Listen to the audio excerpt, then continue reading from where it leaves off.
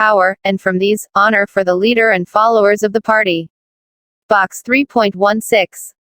Recent years have seen a great focus on making Indian cities global cities. The Prime Minister, Dr. Manmohan Singh, addressing the media on his first visit to Mumbai after taking over as the Prime Minister, said that it was his dream to see Mumbai transformed into a city like Shanghai. For urban planners and dreamers, Mumbai urgently needs north-south and east-west connectivity.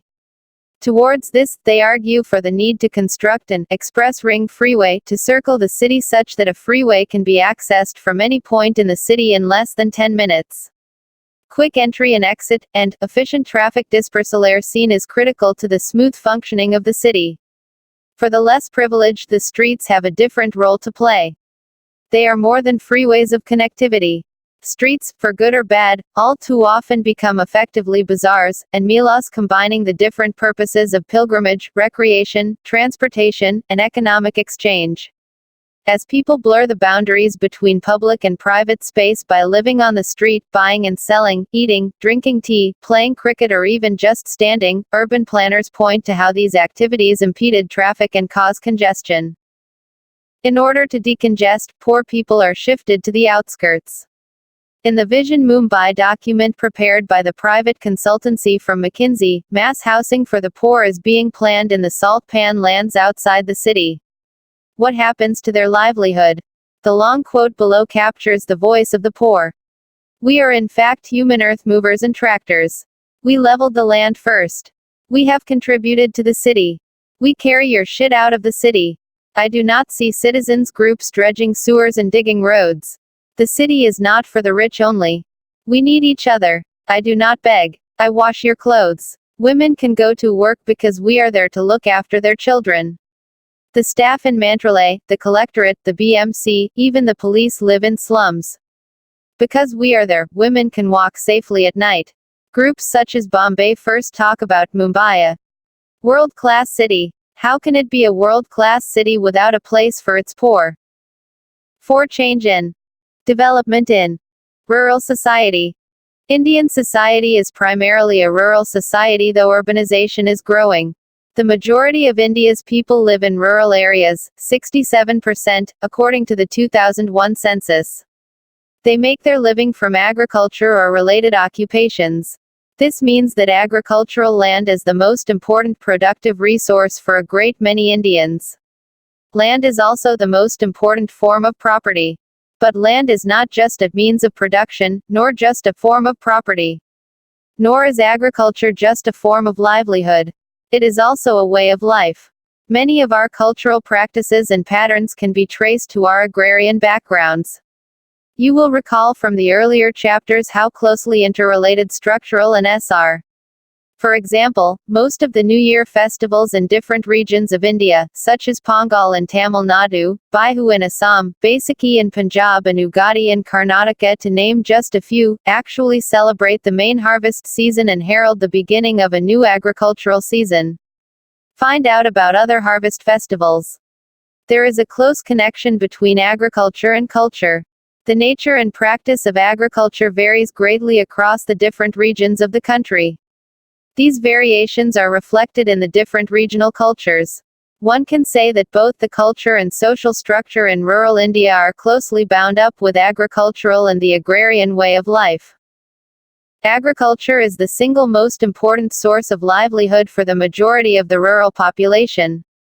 But the rural is not just agriculture. Many activities that support agriculture and village life are also sources of livelihood for people in rural India. For example, a large number of artisans such as potters, carpenters, weavers, ironsmiths, and goldsmiths are found in rural areas. They were once part and parcel of the village economy. Their numbers have been steadily lessening since the colonial period. You have already read in Chapter 1 how the influx of manufactured goods replaced handmade products. Rural life also supported many other specialists and craftspersons as storytellers, astrologers, priests, water distributors, and oil pressers.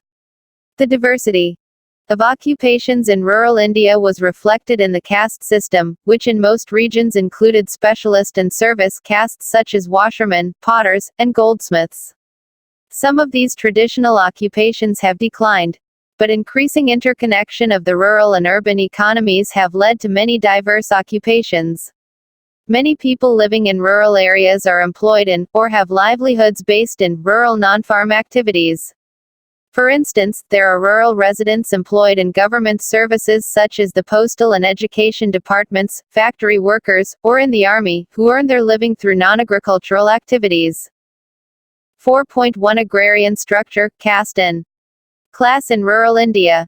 Agricultural land is the single most important resource and form of property in rural society. But it is not equally distributed among people living in a particular village or region. Nor does everyone have access to land. In fact, the distribution of landholdings in most regions is highly unequal among households. In some parts of India, the majority of rural households own at least some land, usually very small plots. In other areas, as much as 40 to 50% of families do not own any land at all. This means that they are dependent on agricultural labor or other kinds of work for their livelihoods. This of course means that a few families are well-to-do. The majority live just above or below the poverty line. In most regions of India, women are usually excluded from ownership of land, because of the prevailing patrilineal kinship system and mode of inheritance. By law, women are supposed to have an equal share of family property. In reality, they only have limited rights and some access to land only as part of a household headed by a man. The term agrarian structure is often used to refer to the structure or distribution of landholding. Because agricultural land is the most important productive resource in rural areas, access to land shapes the rural class structure. Access to land largely determines what role one plays in the process of agricultural production. Medium and large landowners are usually able to earn sufficient or even large incomes from cultivation, although this depends on agricultural prices, which can fluctuate greatly, as well as other factors such as the monsoon. But agricultural laborers are more often than not paid below the statutory minimum wage and earn very little. Their incomes are low. Their employment is insecure. Most agricultural laborers are daily wage workers and do not have work for many days of the year. This is known as underemployment. Similarly, tenants, cultivators who lease their land from landowners, have lower incomes than owner cultivators. Because they have to pay a substantial rent to the landowner, often as much as 50 to 75% of the income from the crop. Agrarian society, therefore, can be understood in terms of its class structure. But we must also remember it is also structured through the caste system. In rural areas, there is a complex relationship between caste and class. This relationship is not always straightforward. We might expect that the higher castes have more land and higher incomes, and that there is a correspondence between caste and class as one moves down the hierarchy.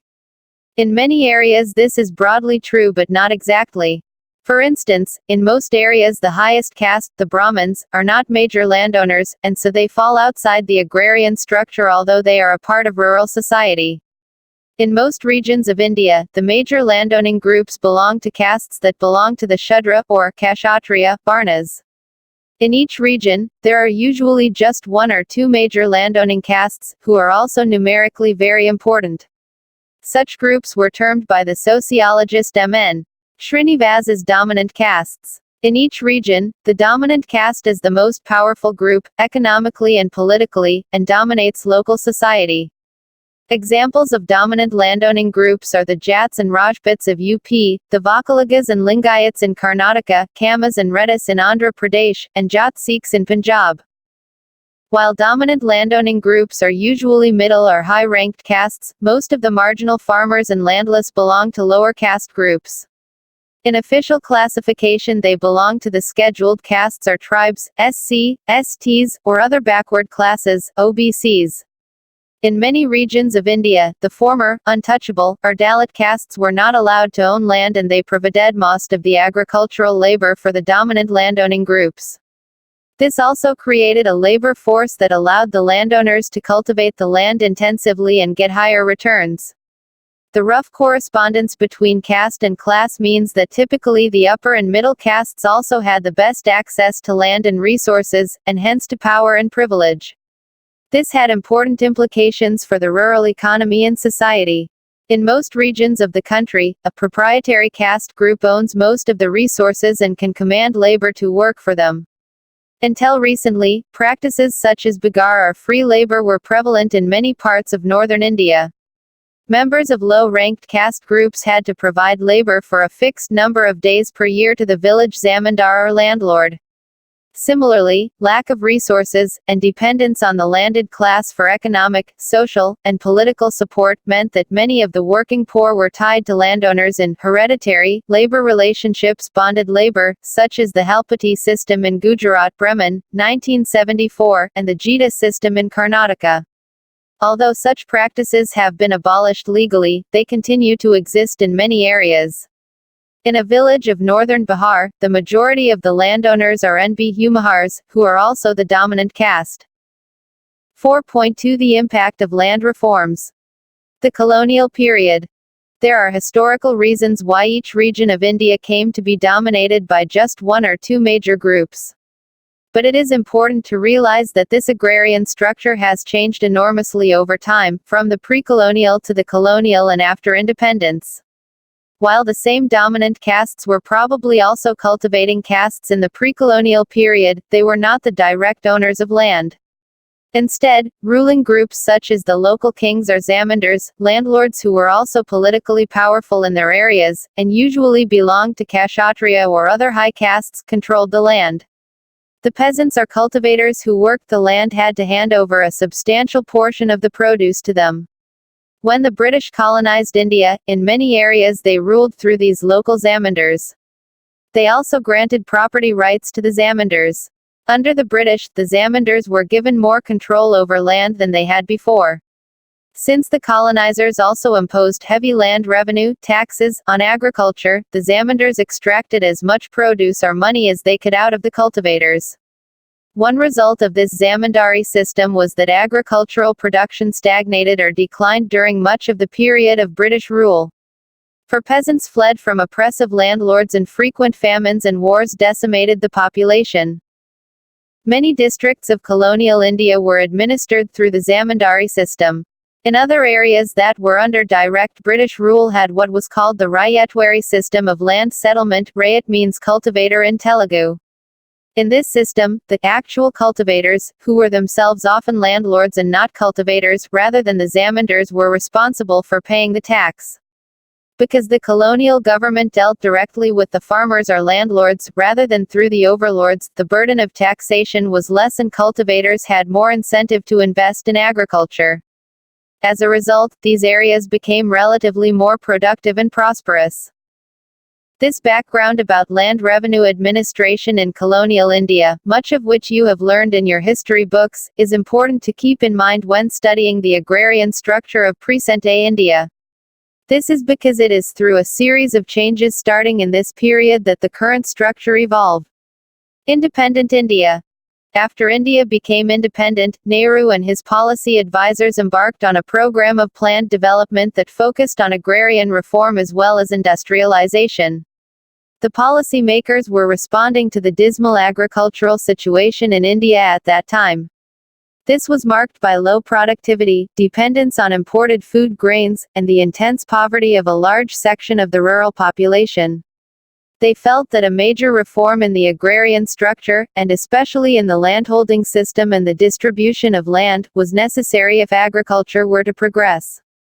From the 1950s to the 1970s, a series of land reform laws were passed, at the national level as well as in the states, that were intended to bring about these changes.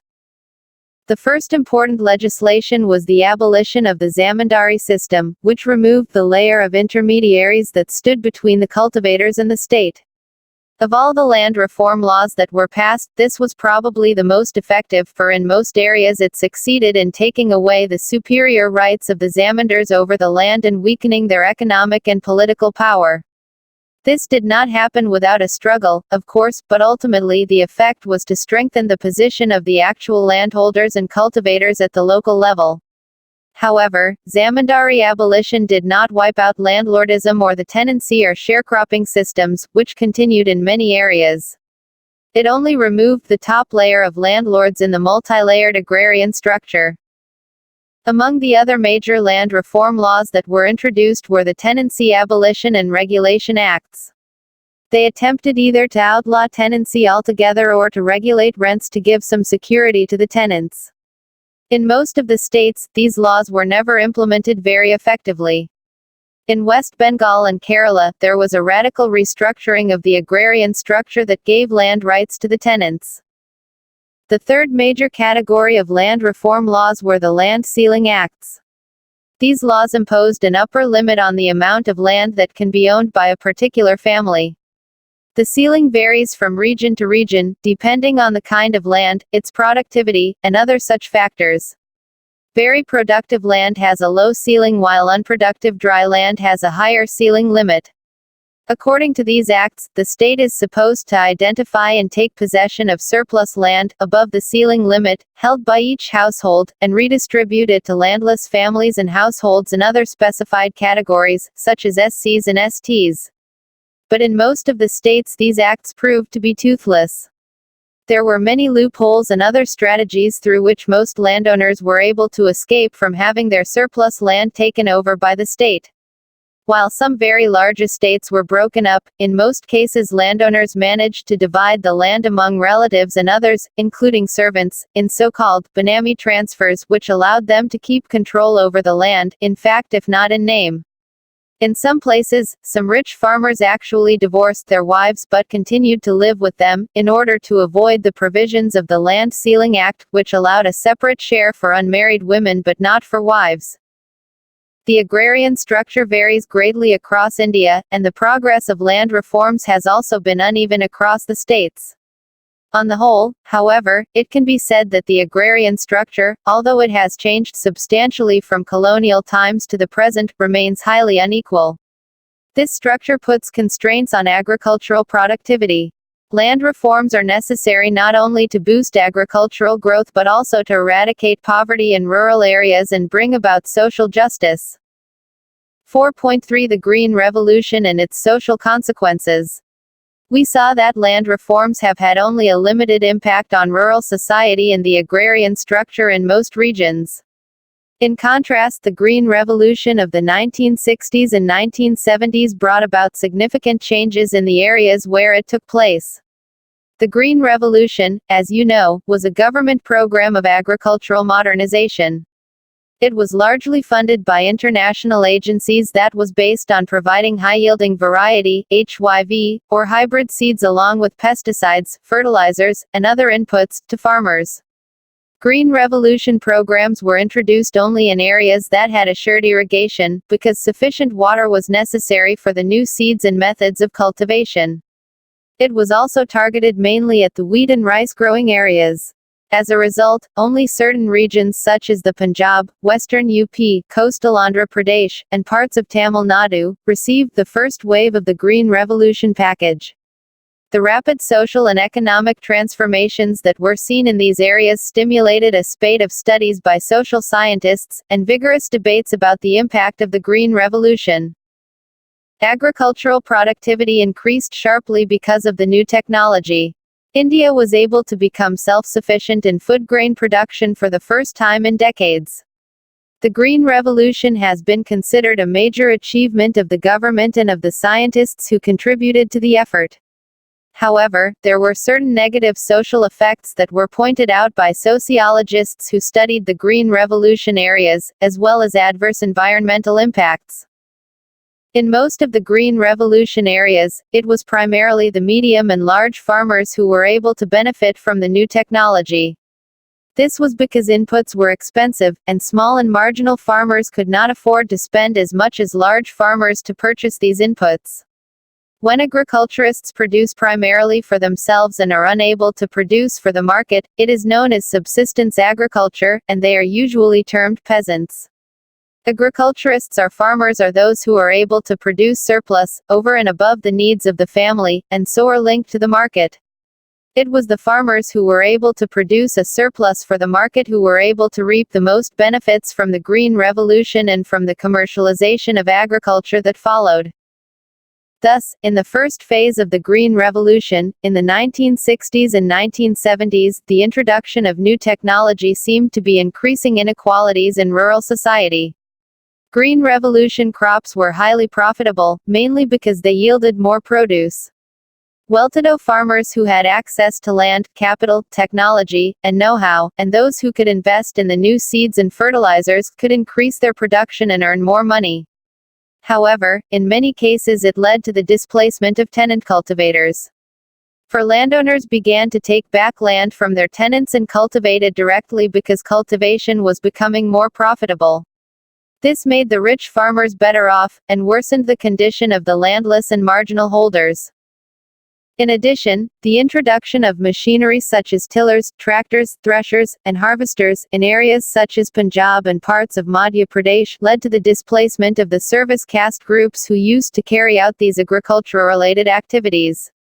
This process of displacement also increased the pace of rural-urban migration. The ultimate outcome of the Green Revolution was a process of differentiation, in which the rich grew richer and many of the poor stagnated or grew poorer. It should be noted that employment and wages for agricultural workers did increase in many areas, because the demand for labor increased. Moreover, rising prices and a shift in the mode of payment of agricultural workers from payment in kind grain to cash actually worsened the economic condition of most rural workers. Following the first phase of the Green Revolution, the second phase is currently being introduced in the dry and semi-arid regions of India. In these areas there has been a significant shift from dry to wet, irrigated cultivation, along with changes in the cropping pattern and type of crops grown.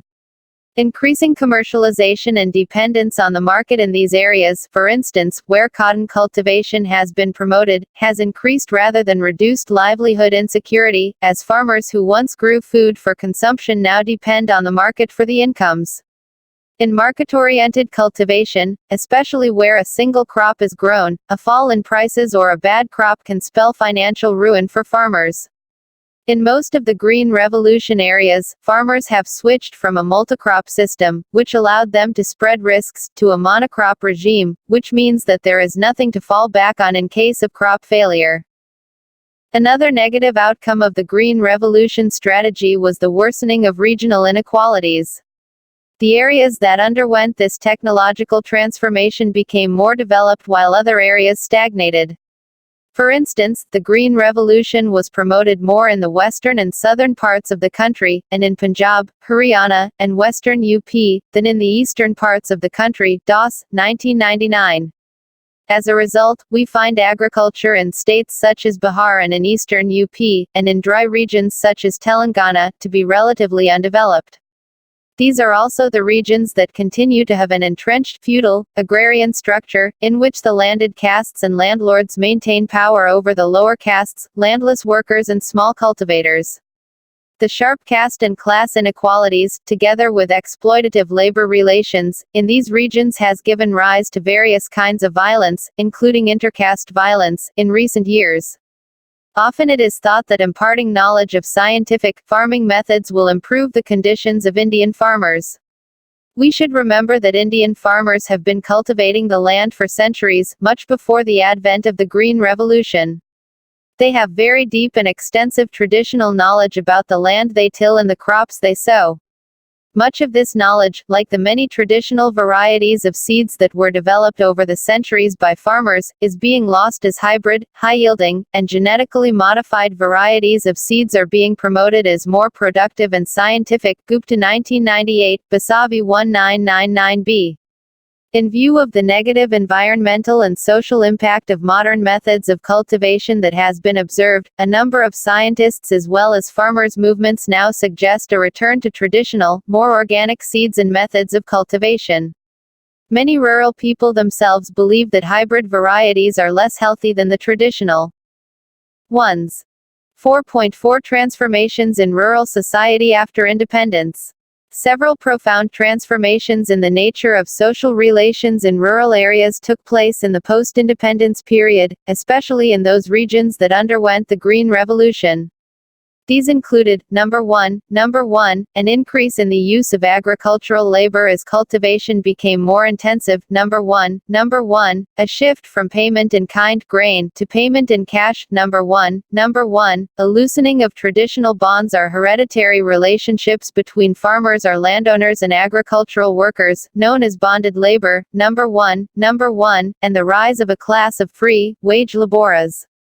The change in the nature of the relationship between landlords, who usually belonged to the dominant castes, and agricultural workers, usually low caste, was described by the sociologist Jan Bremen as a shift from patronage to exploitation. Bremen, 1974.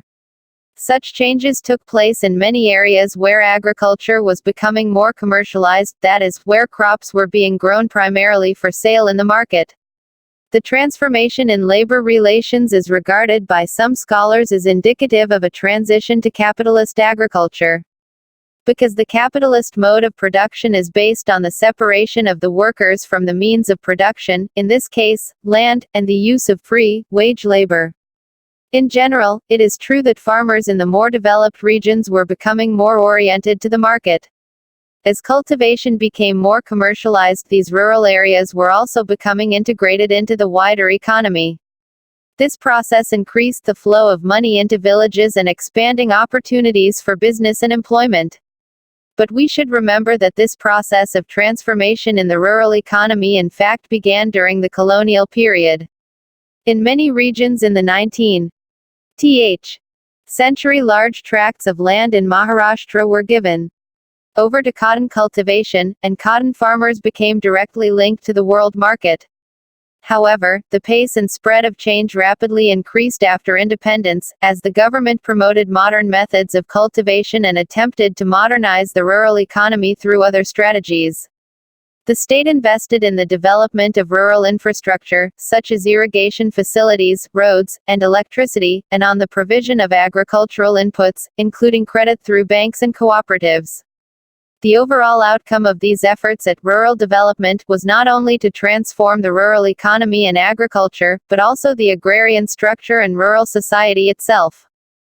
One way in which rural social structure was altered by agricultural development in the 1960s and 1970s was through the enrichment of the medium and large farmers who adopted the new technologies discussed in the previous section. In several agriculturally rich regions, such as coastal Andhra Pradesh, western Uttar Pradesh, and central Gujarat, well-to-do farmers belonging to the dominant castes began to invest their profits from agriculture and other types of business ventures. This process of diversification gave rise to new entrepreneurial groups that moved out of rural areas and into the growing towns of these developing regions, giving rise to new regional elites that became economically as well as politically dominant. Rutten, 1995. Along with this change in the class structure, the spread of higher education, especially private professional colleges, in rural and semi-urban areas, allowed the new rural elites to educate their children, many of whom then joined professional or white-collar occupations or started businesses, feeding into the expansion of the urban middle classes. Thus, in areas of rapid agricultural development there has been a consolidation of the old landed or cultivating groups, who have transformed themselves into a dynamic entrepreneurial, rural-urban dominant class. But in other regions such as eastern UP and Bihar, the lack of effective land reforms, political mobilization, and redistributive measures has meant that there have been relatively few changes in the agrarian structure and hence in the life conditions of most people. In contrast, states such as Kerala have undergone a different process of development, in which political mobilization, redistributive measures, and linkages to an external economy, primarily the Gulf countries, have brought about a substantial transformation of the rural countryside. Far from the rural being primarily agrarian, the rural in Kerala is a mixed economy that integrates some agriculture with a wide network of retail sales and services, and where a large number of families are dependent on remittances from abroad. 4.5 Circulation of labor. Another significant change in rural society that is linked to the commercialization of agriculture has been the growth of migrant agricultural labor. As traditional bonds of patronage between laborers or tenants and landlords broke down, and as the seasonal demand for agricultural labor increased in prosperous Green Revolution regions such as the Punjab, a pattern of seasonal migration emerged in which thousands of workers circulate between their home villages and more prosperous areas where there is more demand for labor and higher wages. Laborers migrate also due to the increasing inequalities in rural areas from the mid-1990s, which have forced many households to combine multiple occupations to sustain themselves.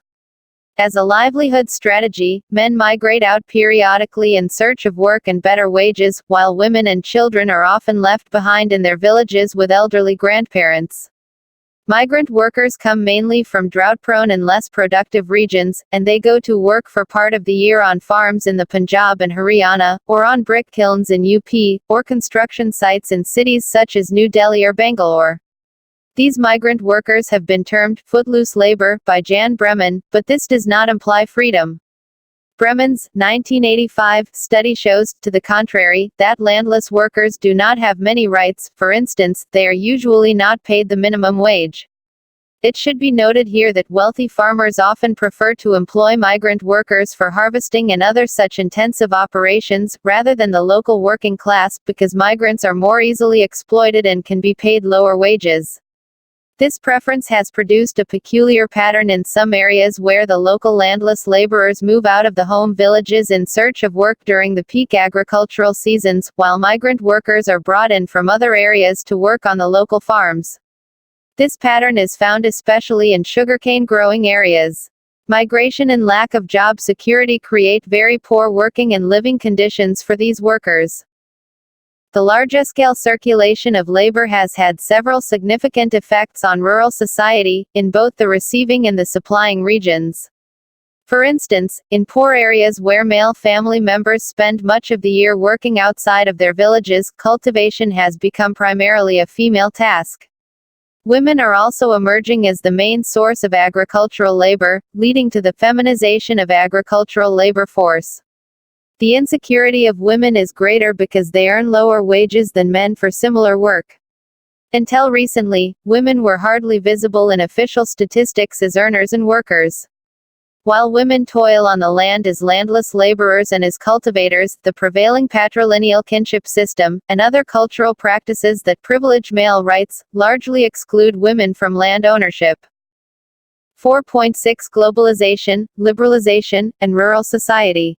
The policy of liberalization that India has been following since the late 1980s have had a very significant impact on agriculture and rural society. The policy entails participation in the World Trade Organization, WTO, which aims to bring about a more free international trading system and requires the opening up of Indian markets to imports. After decades of state support and protected markets, Indian farmers have been exposed to competition from the global market. For instance, we have all seen imported fruits and other food items on the shelves of our local stores, items that were not available a few years ago because of import barriers. Recently, India has also decided to import wheat, a controversial decision that reverses the earlier policy of self-reliance in food grains, and brings back bitter memories of dependence on American food grains in the early years after independence. These are indicators of the process of globalization of agriculture, or the incorporation of agriculture into the larger global market, a process that has had direct effects on farmers and rural society. For instance, in some regions such as Punjab and Karnataka, farmers enter into contracts with multinational companies, such as PepsiCo, to grow certain crops, such as tomatoes and potatoes, which the companies then buy from them for processing or export. In such contract farming systems, the company identifies the crop to be grown, provides the seeds and other inputs, as well as the know-how and often also the working capital. In return, the farmer is assured of a market because the company guarantees that it will purchase the produce at a predetermined fixed price. Contract farming is very common now in the production of specialized items such as cut flowers, fruits such as grapes, figs and pomegranates, cotton, and oilseeds. While contract farming appears to provide financial security to farmers, it can also lead to greater insecurity as farmers become dependent on these companies for their livelihoods. Contract farming of export-oriented products such as flowers and gherkins also means that agricultural land is diverted away from food grain production. Contract farming has sociological significance in that it disengages many people from the production process and makes their own indigenous knowledge of agriculture irrelevant. In addition, contract farming caters primarily to the production of elite items, and because it usually requires high doses of fertilizers and pesticides, it is often not ecologically sustainable. Another, and more widespread aspect of the globalization of agriculture is the entry of multinationals into this sector as sellers of agricultural inputs such as seeds, pesticides, and fertilizers. Over the last decade or so, the government has scaled down its agricultural development programs, and agricultural extension agents have been replaced in the villages by agents of seed, fertilizer, and pesticide companies. These agents are often the sole source of information for farmers about new seeds or cultivation practices, and of course they have an interest in selling their products. This has led to the increased dependence of farmers on expensive fertilizers and pesticides, which has reduced their profits, put many farmers into debt, and also created an ecological crisis in rural areas. While farmers in India for centuries have periodically faced distress due to drought, crop failures, or debt, the phenomenon of farmers' suicides appears to be new. Sociologists have attempted to explain this phenomenon by looking at the structural and social changes that have been occurring in agriculture and agrarian society. Such suicides have become matrix events, that is, a range of factors coalesce together to form an event. Many of the farmers who have committed suicides were marginal farmers who were attempting to increase their productivity, primarily by practicing green revolution methods. However, undertaking such production meant facing several risks. The cost of production has increased tremendously due to a decrease in agricultural subsidies, the markets are not stable, and many farmers borrow heavily in order to invest in expensive inputs and improve their production. The loss of either the crop due to spread of disease or pests, excessive rainfall, or drought, and in some cases the lack of an adequate support or market price, means that farmers are unable to bear the debt burden or sustain their families. Such distress is compounded by the changing culture in rural areas in which increased incomes are required for marriages, dowries, and to sustain new activities and expenses such as education and medical care. Vasavi 1999a. The pattern of farmers' suicides point to the significant crises that the rural areas are experiencing. Agriculture for many is becoming untenable, and state support for agriculture has declined substantially. In addition, agricultural issues are no longer key public issues, and lack of mobilization means that agriculturists are unable to form powerful pressure groups that can influence policy making in their favor. Box 4.1. There is a direct correspondence between agricultural productivity and the agrarian structure. In areas of assured irrigation, those with plentiful rainfall or artificial irrigation works, such as rice-growing regions in river deltas, for instance the Kaveri Basin in Tamil Nadu, more labor was needed for intensive cultivation. Here the most unequal agrarian structures developed. The agrarian structure of these regions was characterized by a large proportion of landless laborers, who were often bonded workers belonging to the lowest castes. Box 4.2. Local commentary increasingly contrasts the sampurna, wholeness, of the organic produce with that of the hybrid produce. An elderly woman, Bhargava Huger, in the village of Madbavi, said, "What, they used to grow some wheat, red sorghum, plant a few tubers, chili plants, cotton. Now there's only hybrid, where's the Javari, organic, local? Hybrid seeds, hybrid crops, even the children are hybrid. Hybrid seeds are sown on the earth. The children born are also hybrid." Box 4.3. Farmers' suicides. The spate of farmers' suicides that has been occurring in the different parts of the country since 1997 to 1998 can be linked to the agrarian distress caused by structural changes in agriculture and changes in economic and agricultural policies. These include the changed pattern of landholdings, changing cropping patterns especially due to the shift to cash crops, liberalization policies that have exposed Indian agriculture to the forces of globalization, heavy dependence on high-cost inputs, the withdrawal of the state from agricultural extension activities to be replaced by multinational seed and fertilizer companies, decline in state support for agriculture, and individualization of agricultural operations.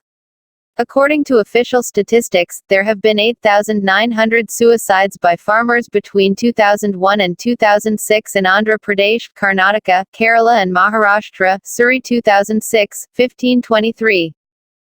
5. Change in development in industrial society. Which was the last film you saw? We are sure you can tell us the name of the hero and heroine, but can you remember the name of the sound and light technicians, the makeup artists or the dance choreographers? Some people like the carpenters who make the sets are not even mentioned in the credits. Yet, without all these people, the film could not be made. Bollywood may be a place of dreams for you and me, but for many, it is their place of work. Like any industry, the workers there are part of unions. For instance, the dancers, stunt artists and the extras are all part of a junior artists association, whose demands include 8-hour shifts, proper wages and safe working conditions. The products of this industry are advertised and marketed through film distributors and cinema hall owners or through shops in the form of music cassettes and videos. And the people who work in this industry, as in any other, live in the same city, but depending on who they are and how much they earn, they do very different things in that city. Film stars and textile mill owners live in places like Juhu, while extras and textile workers may live in places like Gorangan. Some go to 5-star hotels and eat Japanese sushi, and some eat vada pav from the local handcart. The residents of Bombay are divided by where they live, what they eat and how much their clothes cost. But they are also united by certain common things that a city provides. They watch the same films and cricket matches, they suffer from the same air pollution, and they all have aspirations for their children to do well. How and where people work and what kind of jobs they have is an important part of who they are. In this chapter, we will see how changes in technology or the kind of work that is available has changed social relations in India. On the other hand, social institutions like caste, kinship networks, gender and region also influence the way that work is organized or the way in which products are marketed. This is a major area of research for sociologists. For instance, why do we find more women in certain jobs like nursing or teaching than in other sectors like engineering? Is this just a coincidence, or is it because society thinks that women are suited for caring and nurturing work as against jobs which are seen as tough and masculine? Yet nursing is physically much harder work than designing a bridge. If more women move into engineering, how will that affect the profession? Ask yourself why some coffee advertisements in India display 2 cups on the package whereas in America they show 1 cup. The answer is that for many Indians, drinking coffee is not an individual wake-up activity, but an occasion to socialize with others. Sociologists are interested in the questions of who produces what, who works where, who sells to whom and how. These are not individual choices, but outcomes of social patterns. In turn, the choices that people make influences how society works. 5.1 Images of Industrial Society. Many of the great works of sociology were written at a time when industrialization was new and machinery was assuming great importance. Thinkers like Karl Marx, Max Weber and Emil Durkheim associated a number of social features with industry, such as urbanization, the loss of face-to-face relationships that were found in rural areas where people worked on their own farms or for a landlord they knew, and their substitution by anonymous professional relationships in modern factories and workplaces. Industrialization involves a detailed division of labor. People often do not see the end result of their work because they are producing only one small part of a product. The work is often repetitive and exhausting. Yet, even this is better than having no work at all, i.e., being unemployed. Marx called this situation alienation, when people do not enjoy work, and see it as something they have to do only in order to survive, and even that survival depends on whether the technology has room for any human labor. Industrialization leads to greater equality, at least in some spheres. For example, caste distinctions do not matter anymore on trains, buses, or in cyber cafes. On the other hand, older forms of discrimination may persist even in new factory or workplace settings. And even as social inequalities are reducing, economic or income inequality is growing in the world. Often social inequality and income inequality overlap, for example, in the domination of upper caste men in well-paying professions like medicine, law, or journalism. Women often get paid less than men for similar work. While the early sociologists saw industrialization as both positive and negative, by the mid-20th century, under the influence of modernization theory, industrialization came to be seen as inevitable and positive. Modernization theory argues that societies are at different stages on the road to modernization, but they are all heading in the same direction. Modern society, for these theorists, is represented by the West. 5.2 Industrialization in India. The specificity of Indian industrialization. The experience of industrialization in India is in many ways similar to the Western model and in many ways different. Comparative analysis of different countries suggests that there is no standard model of industrial capitalism.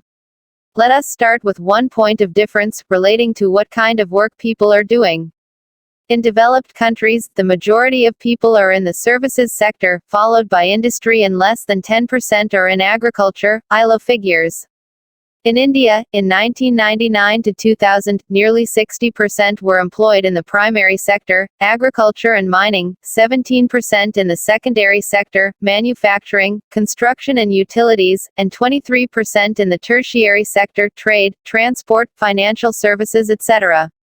However, if we look at the contribution of these sectors to economic growth, the share of agriculture has declined sharply, and services contribute approximately half. This is a very serious situation because it means that the sector where the maximum people are employed is not able to generate much income for them. Another major difference between developing and developed countries is the number of people in regular salaried employment. In developed countries, the majority are formally employed. In India, over 50% of the population is self-employed, only about 14% are in regular salaried employment, while approximately 30% are in casual labor. Anand 2005, 239. The adjacent chart shows the changes between 1977 to 1978 and 1999 to 2000. Economists and others often make a distinction between the organized or formal and unorganized or informal sector.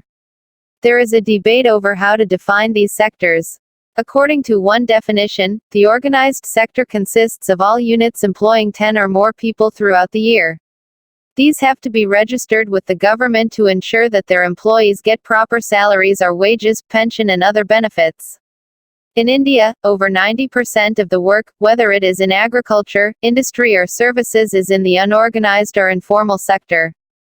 What are the social implications of this small size of the organized sector? First, it means that very few people have the experience of employment in large firms where they get to meet people from other regions and backgrounds. Urban settings do provide some corrective to this. Your neighbors in a city may be from a different place, but by and large, work for most Indians is still in small-scale workplaces. Here, personal relationships determine many aspects of work. If the employer likes you, you may get a salary raise, and if you have a fight with him or her, you may lose your job. This is different from a large organization with well-defined rules, where recruitment is more transparent and there are mechanisms for complaints and redressal if you disagree with your immediate superior. Second, very few Indians have access to secure jobs with benefits. Of those who do, 2/3 work for the government. This is why government jobs are so popular. The rest are forced to depend on their children in their old age. Government employment in India has played a major role in overcoming boundaries of caste, religion, and region. One sociologist has argued that the reason why there have never been communal riots in a place like Bhilai is because the public sector Bhilai steel plant employs people from all over India who work together. Others may question this. Third, since very few people are members of unions, a feature of the organized sector, they do not have the experience of collectively fighting for proper wages and safe working conditions. The government has laws to monitor conditions in the unorganized sector, but in practice they are left to the whims and fancies of the employer or contractor. Industrialization in the early years of Indian independence. The first modern industries in India were cotton, jute, coal mines and railways. At independence, the government took over the commanding heights of the economy. This involved defense, transport and communication, power, mining and other projects which only government had the power to do, and which was necessary for private industry also to flourish. In India's mixed economy policy, some sectors were reserved for government, while others were open to the private sector. But within that, the government tried to ensure, through its licensing policy, that industries were spread over different regions. Before independence, industries were located mainly in the port cities like Madras, Bombay, Calcutta. But since then, we see that places like Baroda, Coimbatore, Bangalore, Pune, Faridabad and Raikot have become important industrial centers. The government also tried to encourage the small-scale sector through special incentives and assistance. Many items like paper and wood products, stationery, glass and ceramics were reserved for the small-scale sector.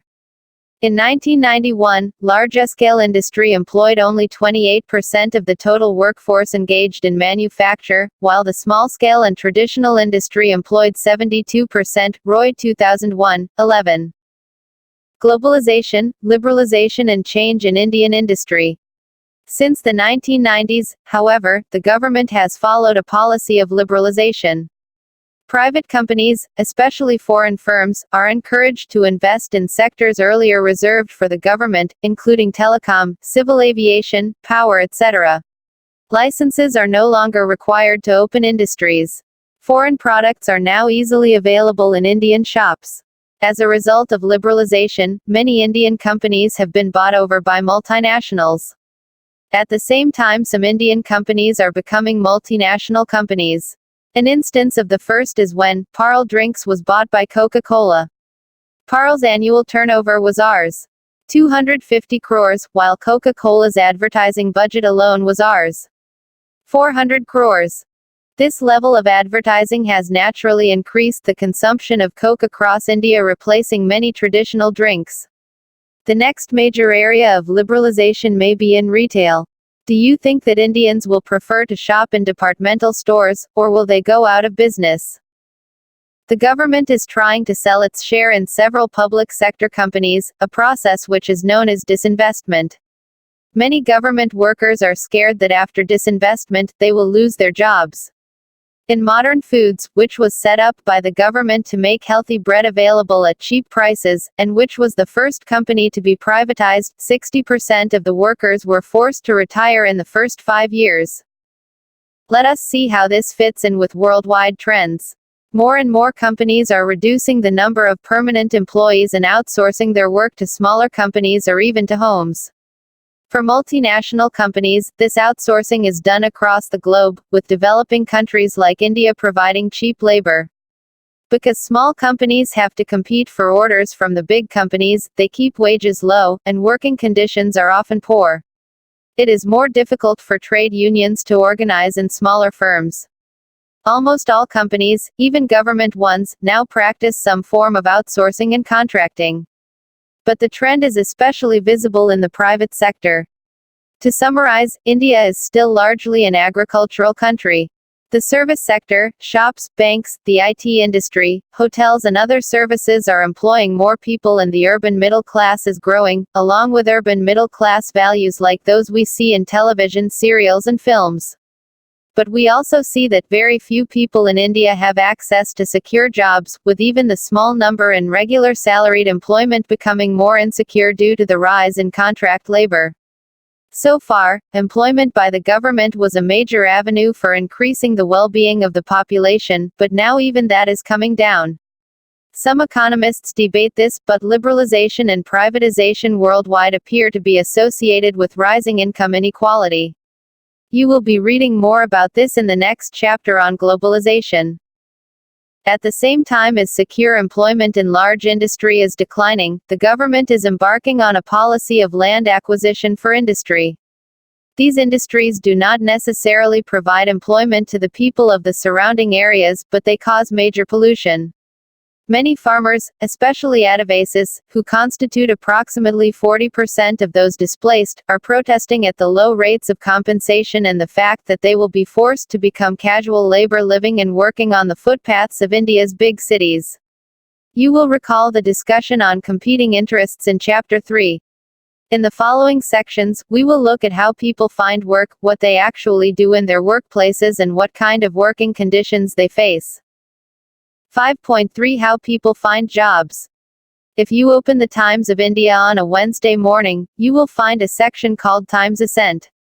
Here, jobs are advertised, and tips are given about how to motivate yourself or your workers to perform better.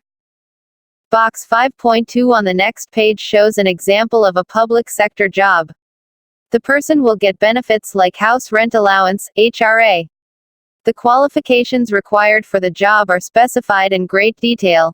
In such jobs there are clear avenues for promotions, and you can expect that seniority will matter. Let us look at a private sector job in box 5.3 on the next page. This is also regular salaried employment and the employer is a well-known hotel. But here the salary and qualifications required are flexible, and the job is likely to be on contract. Look at the language used in this advertisement, such as loyalty program. Each organization tries to create its own work culture.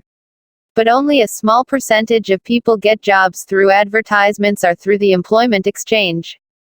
People who are self-employed like plumbers, electricians and carpenters at one end and teachers who give private tuitions, architects and freelance photographers at the other end, all rely on personal contacts. They hope that their work will be an advertisement for them. Mobile phones have made life much easier for plumbers and others who can now cater to a wider circle of people. Job recruitment as a factory worker takes a different pattern. In the past, many workers got their jobs through contractors or jobbers. In the Kanpur textile mills, these jobbers were known as mistress, and were themselves workers. They came from the same regions and communities as the workers, but because they had the owners' backing they bossed over the workers. On the other hand, the mistry also put community-related pressures on the worker. Nowadays, the importance of the jobber has come down, and both management and unions play a role in recruiting their own people. Many workers also expect that they can pass on their jobs to their children. Many factories employ badly workers who substitute for regular permanent workers who are on leave. Many of these badly workers have actually worked for many years for the same company but are not given the same status and security. This is what is called contract work in the organized sector. However, the contractor system is most visible in the hiring of casual labor for work on construction sites, brickyards and so on. The contractor goes to villages and asks if people want work. He will loan them some money. This loan includes the cost of transport of the work side. The loaned money is treated as an advance wage and the worker works without wages until the loan is repaid. In the past, agricultural laborers were tied to their landlord by debt. Now, however, by moving to casual industrial work, while they are still in debt, they are not bound by other social obligations to the contractor. In that sense, they are more free in an industrial society. They can break the contract and find another employer. Sometimes, whole families migrate. And the children help their parents. 5.4 How is work carried out? In this section, we will explore how work actually takes place. How are all the products we see around us manufactured? What is the relationship between managers and workers in a factory or in an office? In India, there is a whole range of work settings from large companies where work is automated to small home-based production. The basic task of a manager is to control workers and get more work out of them. There are two main ways of making workers produce more. One is to extend the working hours. The other is to increase the amount that is produced within a given time period. Machinery helps to increase production, but it also creates the danger that eventually machines will replace workers. Both Marx and Mahatma Gandhi saw mechanization as a danger to employment. Another way of increasing output is by organizing work. An American called Frederick Winslow Taylor invented a new system in the 1890s, which he called scientific management. It is also known as Taylorism or industrial engineering. Under his system, all work was broken down into its smallest repetitive elements, and divided between workers.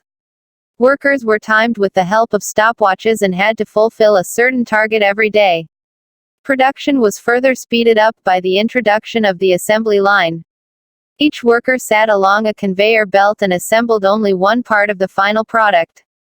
The speed of work could be set by adjusting the speed of the conveyor belt. In the 1980s, there was an attempt to shift from this system of direct control to indirect control, where workers are supposed to motivate and monitor themselves. But often we find that the old Taylorist processes survive.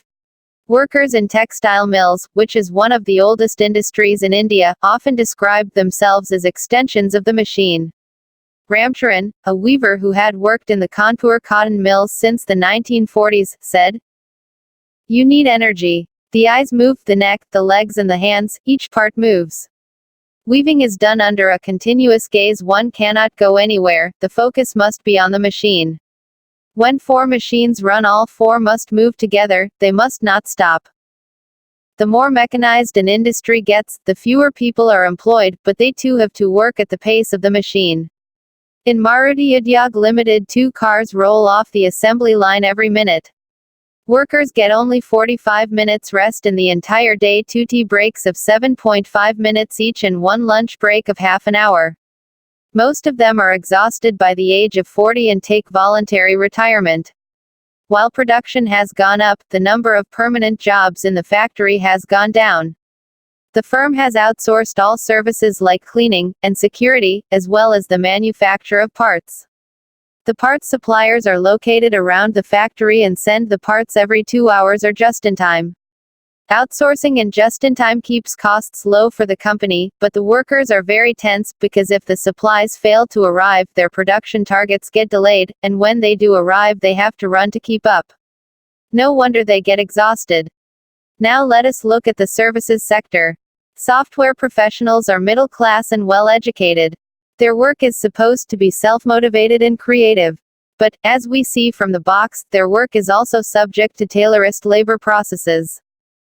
As a result of these working hours, in places like Bangalore, Hyderabad and Gurgaon, where many IT firms or call centers are located, shops and restaurants have also changed their opening hours, and are open late.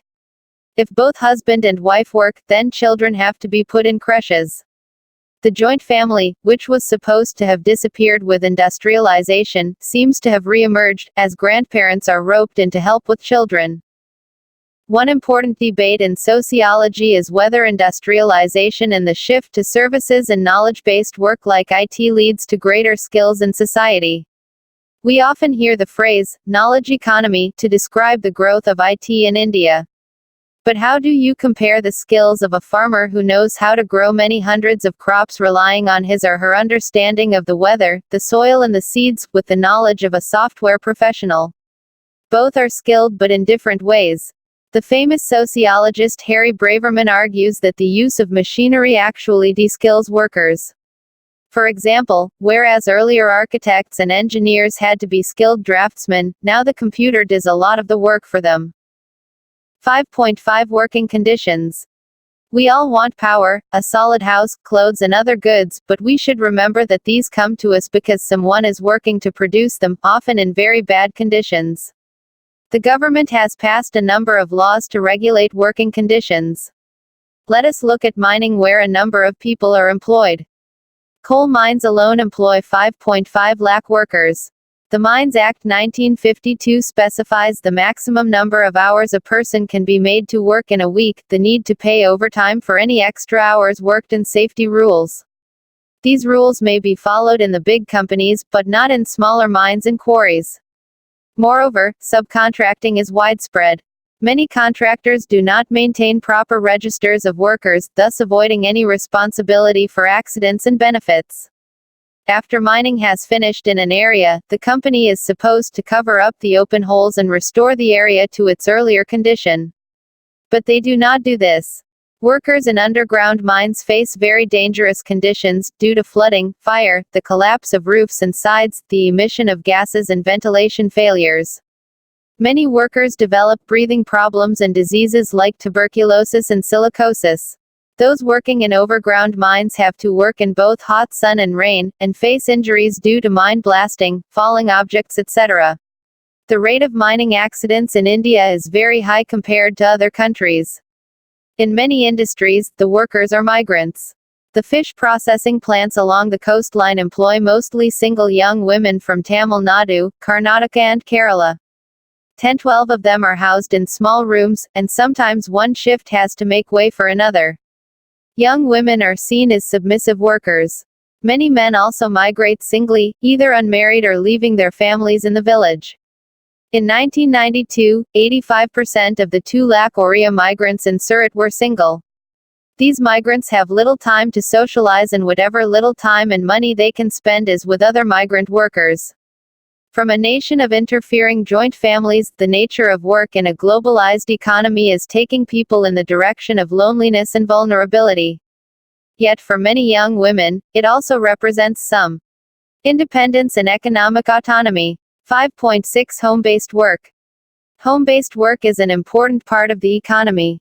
This includes the manufacture of lace, zari or brocade, carpets, beedies, agarbadis and many such products. This work is mainly done by women and children. An agent provides raw materials and also picks up the finished product. Home workers are paid on a piece rate basis, depending on the number of pieces they make. Let us look at the beedi industry. The process of making beedies starts in forested villages where villagers pluck tandu leaves and sell it to the forest department or a private contractor who in turn sells it to the forest department. On average, a person can collect 100 bundles, of 50 leaves each, a day. The government then auctions the leaves to beedi factory owners who give it to the contractors. The contractor in turn supplies tobacco and leaves to home-based workers. These workers, mostly women, roll the beedies, first dampening the leaves, then cutting them, filling in tobacco evenly and then tying them with thread. The contractor picks up these beedies and sells them to the manufacturer who roasts them, and puts on his own brand label. The manufacturer then sells them to a distributor who distributes the packed beedies to wholesalers who in turn sell to your neighborhood pan shops. Let us see from the following pie diagram how the value of the finished beedi is distributed. Bhandari 2005, 410. The manufacturer gets the maximum amount, because of the image of the brand, showing the power of images. 5.7 Strikes and unions. Many workers are part of trade unions. Trade unions in India have to overcome a number of problems such as regionalism and casteism. Dada Iswakar, a mill worker, described how caste had been overcome but not entirely in the Bombay mills. They would sit and chew pan with him, Vishnu, a mahar worker in modern mills, but they would not drink water from his hands. They never treated him badly, they were friends with him, but they would never go to his house or eat out of a lunchbox bought by any of the mahars. The funny thing is the Marathi workers were unable to judge the caste of the North Indian workers, so they could not practice untouchability with them. In response to harsh working conditions, sometimes workers went on strike. In a strike, workers do not go to work. In a lockout, the management shuts the gate and prevents workers from coming. To call a strike is a difficult decision as managers may try to use substitute labor. Workers also find it hard to sustain themselves without wages. Let us look at one famous strike, the Bombay Textile Strike of 1982, which was led by the trade union leader, Dr. Dada Samant, and affected nearly 250,000 workers and their families. The strike lasted nearly 2 years. The workers wanted better wages and also wanted the right to form their own union. According to the Bombay Industrial Relations Act (BURA), a union had to be approved, and the only way it could be approved was if it gave up the idea of strikes. The Congresal Rashtriya Mill Mazdoor Sangh (RMMS) was the only approved union, and it helped to break the strike by bringing in other workers. The government also refused to listen to the workers' demands. Slowly, after 2 years, people started going back to work because they were desperate. Nearly 1 lakh workers lost their jobs, and went back to their villages or took up casual labor. Others moved to smaller towns like Bhiwandi, Malegaon and Ichalkaranji, to work in the powerloom sector. Mill owners did not invest in machinery and modernization. Today, they are trying to sell off the mill land to real estate dealers to build luxury apartments, leading to a battle over who will define the future of Bombay. The workers who built it are the mill owners and real estate agents. Box 5.8. Jaiprakash Balair, ex-mill worker, General Secretary of the Maharashtra Girni Kamgar Union. Textile workers were getting only their basic wage and DA, and no other allowance. We were getting only 5 days casual leave. Other workers in other industries had started getting allowances for traveling, health benefits etc. and 10 to 12 days casual leave. This agitated the textile workers. On the 22nd of October 1981, the workers of Standard Mills marched to the house of Dr. Data Samant to ask him to lead them. At first Samant declined, saying the industry was covered by the BUR and he did not know enough of the textile industry. These workers were in no mood to take no for an answer. They kept a night-long vigil outside his home and in the morning Samant finally relented. Lakshmi Bhatkar, participant in the strike, I supported the strike. We would sit outside the gate every day and discuss what was to be done. We would go for the morchas that were organized from time to time. The morchas were huge, we never looted or hurt anybody. I was asked to speak sometimes but I was not able to make speeches. My legs would shake too much. Besides I was afraid of my children, what would they say? They would think here we are starving at home and she has her face printed in the newspapers. There was a morcha to Century Mills showroom once. We were arrested and taken to Borivali. I was thinking about my children. I could not eat. I thought to myself that we are not criminals, we were mill workers. Fighting for the wages of our blood. Kisan Salunk, ex-mill worker, Spring Mills. Century Mills was opened by the RMMS barely a month and a half after the strike began. They could do this because they had the full backing of the state and the government.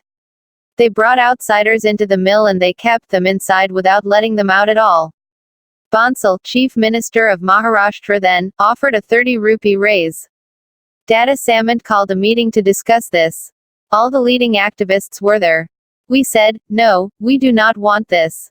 If there is no dignity, if there is no discussion with the strike leaders, we will not be able to go back to work without any harassment. Data Iswakar, president of the Mill Chawls Tenant Association, the Congress brought all the Gundas out of jail to break the strike like Babu Resham, Rama Naik and Arun Gali. They started to threaten the workers. We had no alternative but to beat up strikebreakers. It was a matter of life and death for us. By Bansal, General Secretary of the RMMS during 1982 strike, we started getting people to work in the mills after 3 months of the strike. Our point was, if people want to go to work let them, in fact they should be helped. About the mafia gangs being involved, I was responsible for that. These Data Samant people would wait at convenient locations and lie in wait for those going to work. We set up counter groups in Peril and other places. Naturally there were some clashes, some bloodshed. When Rama Naik died, Bhujbal, who was mayor then, had come in his official car to pay his respects. These forces were used at one time or other by many people in politics. Kisan Salunk, ex-mill worker, those were very difficult times. We had to sell all our vessels. We were ashamed to go to the market with our vessels, so we would wrap them in gunny bags and take them to the shop to sell. There were days when I had nothing to eat, only water. We bought sawdust and burnt it for fuel. I have 3 sons. Sometimes when the children had no milk to drink, I could not bear to see them hungry. I would take my umbrella and go out of the house. Sindhu Marhain, ex-mill worker, the RMMS and Gundas came for me to force me back to work. But I refused to go. There were rumors going round as to what happened to women who went to stay and work in the mills. There were incidents of rape. Box 5.1. Retail chains scramble to enter Indian market. Clamoring to enter India's red-hot retail sector, the world's largest chains, including Walmart stores, Carrefour and Tesco, are seeking the best way to enter the country, despite a government ban on foreign direct investment in the market. Recent large investments by major Indian businesses, like Reliance Industries and Bharti Airtel, have increased the sense of urgency for foreign retailers. Last week, Bharti Airtel indicated that it was in talks with Walmart, Carrefour and Tesco to set up a retailing joint venture. India's retail sector is attractive not only because of its fast growth but because family-run street corner stores have 97% of the nation's business. But this industry trade is precisely why the government makes it hard for foreigners to enter the market. Politicians frequently argue that global retailers would destroy thousands of small local players and fledgling domestic chains. Box 3.4. Labor gangs in the brickyards of South Gujarat. Approximately 30,000 to 40,000 workers are employed here on a seasonal basis. The brickyards are owned by upper castes like Parsis or Desai. Members of the Potter caste are also acquiring brickyards as an extension of their traditional work with mud. The workers are usually local or migrants Dalits. They are employed by contractors and work in gangs of 9 to 11 members. While the men knead the mud and mold the brick, the little children carry each brick to the place where they are dried. A gang of women and girls then carry the bricks to the kiln where they are fired by men, and from there again to the trucks where the bricks are loaded. Each gang makes 2,500 to 3,000 bricks a day. A quick gang can finish this number in 10 hours while a slow gang will take 14 hours. From the age of 6, children are woken during the night to carry the fresh bricks made by their father. While wet, those bricks weigh roughly 3 kilos. The little children run with one brick each, away from the base plate and into the darkness. When they reach the age of about 9, they are promoted to carrying 2 bricks. Sometimes, says the sociologist Jan Bremen, their parents wake them up crying from the rags that form their beds. Activity 5.2. Gandhi on machinery. In Hind Swaraj 1924, what I object to is the craze for machinery, not machinery as such. The craze is for what they call labor-saving machinery. Men go on saving labor till thousands are without work and thrown on the open streets to die of starvation. I want to save time and labor, not for a fraction of mankind, but for all. I want the concentration of wealth, not in the hands of the few, but in the hands of all. 1934, when as a nation we adopt the spinning wheel, we not only solve the question of unemployment but we declare that we have no intention of exploiting any nation, and we also end the exploitation of the poor by the rich. Give an example of how machinery creates a problem for workers. What alternative did Gandhi have in mind? How does adopting the spinning wheel prevent exploitation? Box 5.5. Time slavery in the IT sector. 10 to 12 hours is an average workday, and it is not uncommon for employees to stay overnight in the office, known as a night out, when faced with a project deadline. Long working hours are central to the industry's work culture. In part, this is due to the time difference between India and the client site, such that conference calls tend to take place in the evening when the working day in the US begins. Another reason is that overwork is built into the structure of outsourced projects. Project costs and timelines are usually underestimated in terms of man-days, and because man-days are based on an 8-hour day, engineers have to put in extra hours and days in order to meet the deadlines. Extended working hours are legitimized by the common management practice of flexitime, which in theory gives the employee freedom to choose his or her working hours within limits, but which in practice means that they have to work as long as necessary to finish the task at hand. But even when there is no real work pressure, they tend to stay late in office either due to peer pressure or because they want to show the boss that they are working hard. Box 3.6. Time running out for 54 trapped miners in Jharkhand. Ians, September 7, 2006. 54 miners at the Bhatdih colliery of Nagata were trapped Wednesday night following a blast due to the accumulation of gases. It was about 8 p.m. when the explosion, caused by the pressure due to the accumulation of methane and carbon monoxide, shook the colliery belonging to the Bharat Coking Coal Limited (BCCL). The intensity was so high that a one-ton trolley in inclination number 17 was thrown out. 4 rescue teams have been constituted, but they do not have adequate number of oxygen masks to enter the deep mine where the incident occurred. Most of the trapped miners are between the ages of 20 and 30. Family members and union leaders have blamed the BCCL management for the incident. This is one of the BCCL's poisonous mines. No safety measures have been adopted by the management. Water sprinkling facilities and gas testing machines should be available in the colliery. But no such arrangements have been made here, said a union member. Box 5.7. Life history of a BIDI worker. Madhu is a 15-year-old school dropout. She stopped going to school after failing in Class 8. Her father, a tailor, expired last year. He was suffering from tuberculosis. This made it necessary for the children and mother to work. Her elder brother aged 17 works in a grocery shop and the younger one aged 14 is engaged in chocolate packaging. Madhu and her mother roll bidis. Madhu started rolling bidis at an early age and she enjoys it as it provides her the opportunity to sit close to her mother and other women and listen to them chat. She fills tobacco into the rolled tandu leaves. She spends most of her time in this activity apart from the time spent doing household chores. Due to long hours of sitting in the same posture daily, she suffers from backache. Madhu wants to restart her schooling. 6. Globalization and social change. No discussion on social change in the 21st century can take place without some reference to globalization. It is but natural that in this book on social change and development, the terms globalization and liberalization have already appeared in your earlier chapters. Recall the section on globalization, liberalization, and rural society in Chapter 4. Go back and read the section on the Indian government's policy of liberalization and its impact on Indian industries in Chapter 5. It also came up when we discussed Vision Mumbai and the new visions for global cities in Chapter 3. Other than your school books, you must have come across the term globalization in newspapers, television programs or even in everyday conversation. Activity 1 will help you notice the various ways the term is used. But we still need to be clear about what exactly does the term means.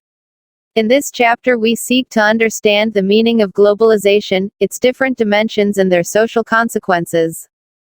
However, this does not mean that there can be only one definition of globalization and only one way of understanding it. Indeed, you will find that different subjects or academic disciplines may focus on different aspects of globalization. Economics may be dealing more with the economic dimensions such as capital flows. Political science may focus on the changing role of governments. However, the very process of globalization is so far-reaching that disciplines have to increasingly borrow from each other to understand both the causes and consequences of globalization. Let us see how sociology seeks to understand globalization. You will recall our early discussions on the scope of sociology and the distinctive character of the sociological perspective. We go back a bit in order to focus on the significance of the sociological perspective to understand globalization.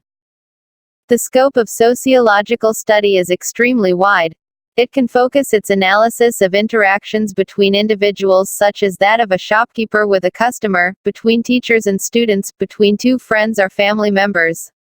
It can likewise focus on national issues such as unemployment or caste conflict or the effect of state policies on forest rights of the tribal population or rural indebtedness.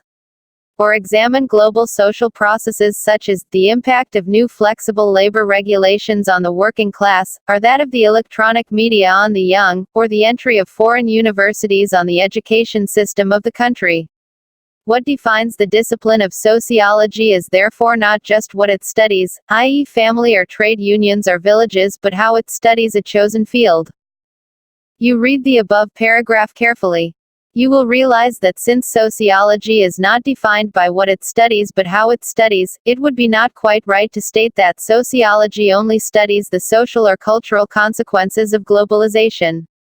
What it does is use the sociological imagination to make sense of the connections between the individual and society, the micro and the macro, the local and the global. How is the peasant affected in a remote village? How is he connected to global changes? How has it affected the chances of employment for the middle class? How has it affected the possibilities of big Indian corporations becoming transnational corporations? What does it mean to the neighborhood grocer if the retail sector is opened up to big transnational companies? Why are there so many shopping malls in our cities and towns today? How has it changed the way young people spend their leisure time? These are just few examples of the wide-ranging and different kinds of changes that globalization is bringing about. You will find many more instances whereby global developments are affecting the lives of people, and thereby affecting the way sociology has to study society. With the opening up of the market and removal of restrictions to the import of many products, we have many more products from different corners of the world in our neighborhood shops. Since April 1, 2001, all types of quantitative restrictions (QR) on imports were withdrawn. It is no surprise now to find a Chinese pear, an Australian apple vying for attention in the local fruit stall. The neighborhood store also has Australian orange juice and ready-to-fry chips in frozen packets. What we eat and drink at home with our family and friends slowly changes. The same set of policy changes affects consumers and producers differently. What may mean greater choices for the urban, affluent consumer may mean a crisis of livelihood for a farmer. These changes are personal because they affect individuals' lives and lifestyles. They are obviously also linked to public policies adopted by the government and its agreement with the World Trade Organization, WTO. Likewise, macro policy changes have meant that instead of one television channel we have literally scores today.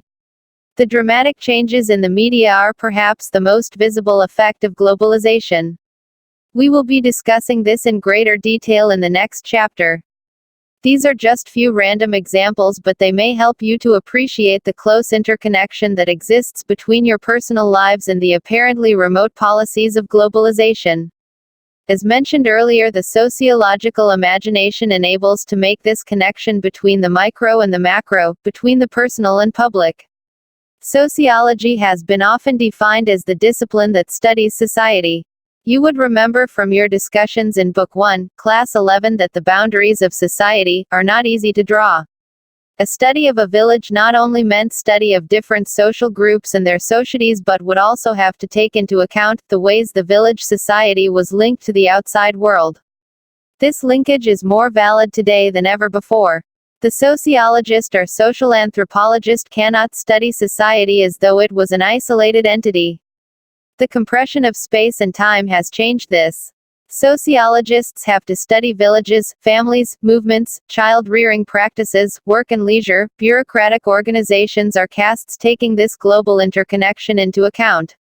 Studies will have to take into account the impact of WTO rules on agriculture and therefore on the farmer. The effect of globalization is far-reaching. It affects us all but affects us differently. Thus, while for some it may mean new opportunities, for others the loss of livelihood. Women silk spinners and twisters of Bihar lost their jobs once the Chinese and Korean silk yarn entered the market. Weavers and consumers prefer this yarn as it is somewhat cheaper and has a shine. Similar displacements have come with the entry of large fishing vessels into Indian waters. These vessels take away the fish that used to be earlier collected by Indian fishing vessels. The livelihood of women fish sorters, dryers, benders and net makers thereby get affected. In Gujarat, women gum collectors, who were picking from the Julifera, bavel trees, lost their employment due to the import of cheaper gum from Sudan. In almost all cities of India, the rag pickers lost some of their employment due to import of waste paper from developed countries. We will see later in the chapter how traditional entertainers are affected. It is obvious that globalization is of great social significance. But as you saw, its impact on different sections of society is very different. There are, therefore, sharply divided views about the impact of globalization regarding its effect. Some believe that it is necessary to herald a better world.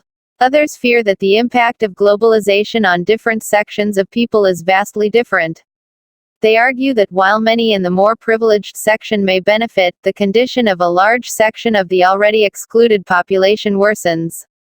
There are yet others who argue that globalization is not a new development at all.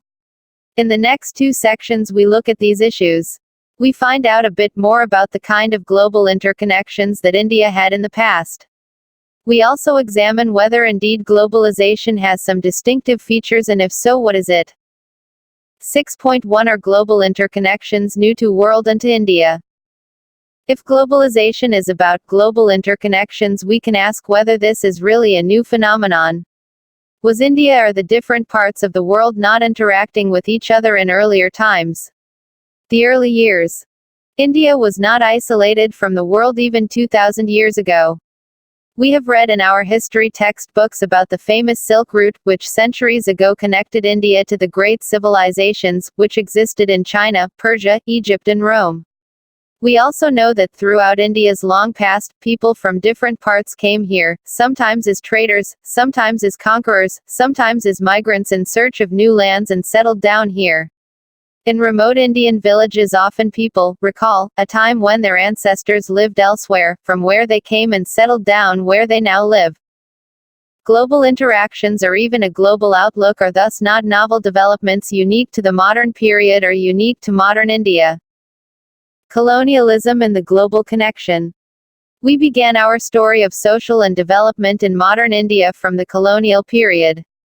You will recall from Chapter 1 that modern capitalism had a global dimension from its very inception. Colonialism was part of the system that required new sources of capital, raw materials, energy, markets, and a global network that sustained it. Often globalization today identifies large-scale movement of people or migration as a defining feature. You know, however, that perhaps the greatest movement of people was the migration of European people who settled down in the Americas and Australia. You will remember how indentured laborers were taken away in ships from India to work in distant parts of Asia, Africa and Americas. And the slave trade that carted thousands of Africans away to distant shores. Independent India and the world. Independent India retained a global outlook. In many senses this was inherited from the Indian nationalist movement. Commitment to liberation struggles throughout the world, solidarity with people from different parts of the world was very much part of this vision.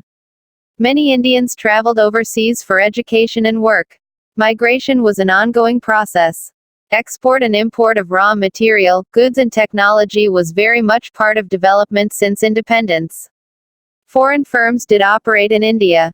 So we need to ask ourselves whether the current process of change is radically different from anything we have seen in the past. 6.2 Understanding globalization. We have seen that India had significant links with the global world from very early times. We are also aware that Western capitalism as it emerged in Europe was both built upon and maintained by global control over resources of other countries as in colonialism. The important question is, however, whether globalization is just about global interconnections. Or is it about some significant changes in the capitalist system of production and communication, organization of labor and capital, technological innovations and cultural experiences, ways of governance and social movements? These changes are significant even if some of the patterns were already evident in the early stages of capitalism. Some of the changes, such as those flowing from the communication revolution, have in a myriad ways transformed the way we work and live. We seek to spell out some of the distinctive features of globalization below.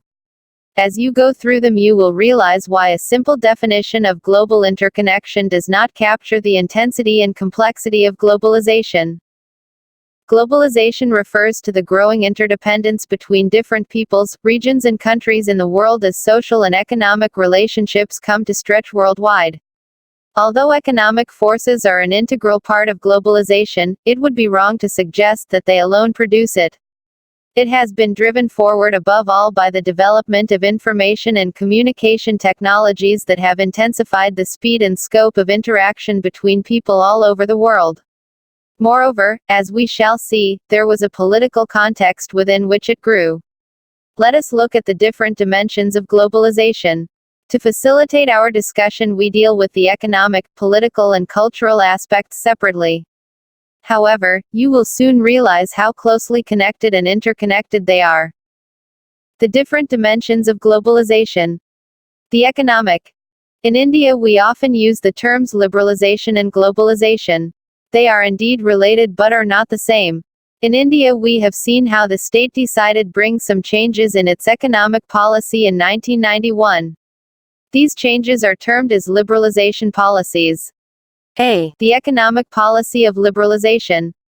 Globalization involves a stretching of social and economic relationships throughout the world. This stretching is pushed by certain economic policies. Very broadly, this process in India is termed liberalization. The term liberalization refers to a range of policy decisions that the Indian state took since 1991 to open up the Indian economy to the world market. This marked a break with an earlier stated policy of the government to have a greater control over the economy. The state after independence had put in place a large number of laws that ensured that the Indian market and Indian indigenous business were protected from competition of the wider world. The underlying assumption of such a policy was that an erstwhile colonial country would be at a disadvantage in a free market situation. You have already read about the economic impact of colonialism in Chapter 1. The state also believed that the market alone would not be able to look after all the welfare of the people, particularly its disadvantaged sections. It felt that the state had an important role to play for the welfare of the people. You will recall from Chapter 3 how important the issues of social justice were for the makers of the Indian Constitution. Liberalization of the economy meant the steady removal of the rules that regulated Indian trade and finance regulations. These measures are also described as economic reforms.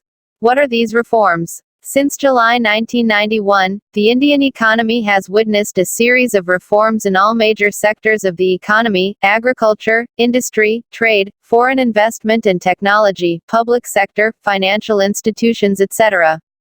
The basic assumption was that greater integration into the global market would be beneficial to Indian economy. The process of liberalization also involved the taking of loans from international institutions such as the International Monetary Fund (IMF). These loans are given on certain conditions. The government makes commitments to pursue certain kind of economic measures that involve a policy of structural adjustments. These adjustments usually mean cuts in state expenditure on the social sector such as health, education and social security. There is also a greater say by international institutions such as the World Trade Organization (WTO). B. The transnational corporations. Among the many economic factors driving globalization, the role of transnational corporations (TNCs) is particularly important. TNCs are companies that produce goods or market services in more than one country. These may be relatively small firms with one or two factories outside the country in which they are based. They could also be gigantic international ones whose operations crisscross the globe. Some of the biggest TNCs are companies known all around the world: Coca-Cola, General Motors, Colgate-Palmolive, Kodak, Mitsubishi and many others. They are oriented to the global markets and global profits even if they have a clear national base. Some Indian corporations are also becoming transnational. We are, however, not sure at this point of time what this trend may mean to the people of India as a whole. C. The electronic economy. The electronic economy is another factor that underpins economic globalization. Banks, corporations, fund managers and individual investors are able to shift funds internationally with the click of a mouse. This new ability to move electronic money instantaneously carries it with great risks, however. In India, often this is discussed with reference to rising stock markets and also sudden dips because of foreign investors buying stocks, making a profit and then selling them off. Such transactions can happen only because of the communication revolution. In contrast to previous eras, the global economy is no longer primarily agricultural or industrial in its basis.